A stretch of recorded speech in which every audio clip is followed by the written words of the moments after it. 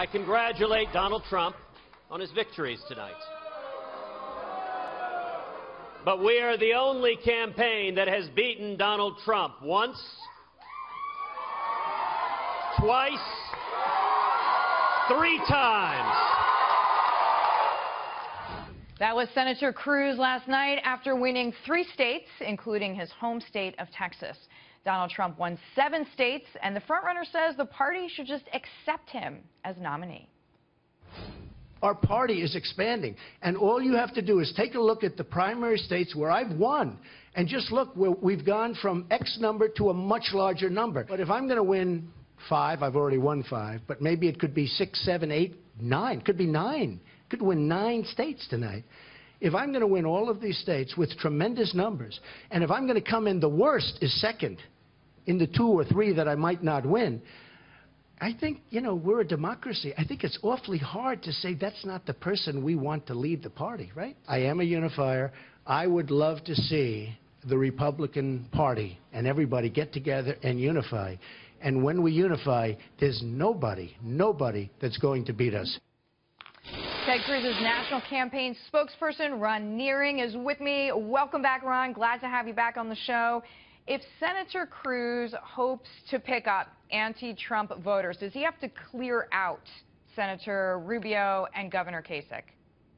Well, I think, as Senator Cruz said last night, now is the time for Republicans and conservatives to unite so that we don't have Donald Trump as our nominee, and we do have a nominee who can go on to win the general election against Hillary Clinton. That's what's most important for the country, not just for the party, but for the country.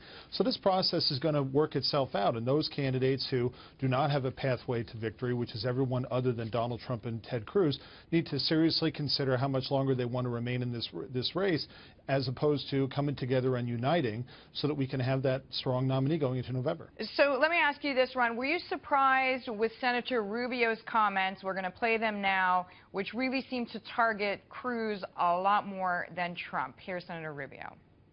The bottom line from last night is it was supposed to be Ted Cruz's night. It was not.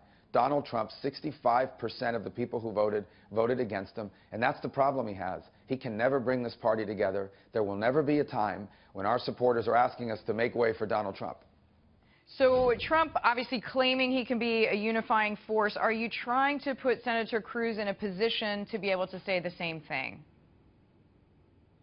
Well, I think that there are 2 things that are clear. Number one is that Donald Trump is not a uniter. He's not someone who can bring the Republican Party together. He's the most divisive person, caustic candidate we've ever seen in the Republican Party. Although, Ron, with all due respect, the participation vote last night show otherwise, and the 7 states show otherwise so far.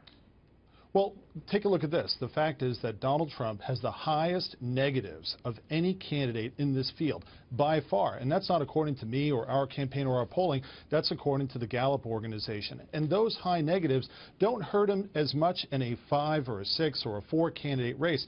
But in a 2 candidate race, he has a ceiling. And that is that many of the vast majority of voters who are supporting another candidate right now don't come over to Donald Trump. They've already rejected him. And that's why in a 2 candidate race, he's not going to be the nominee. The only question is, how soon do we get to a 2 candidate race so that we can defeat Donald Trump and have a candidate who can win in November? There are a few unknowns, I should say, Ron, in your statement, because none of us has a crystal ball, but I understand your logic. I thank you for being here. Ron Nehring with me there. He is Ted Cruz's national campaign spokesperson.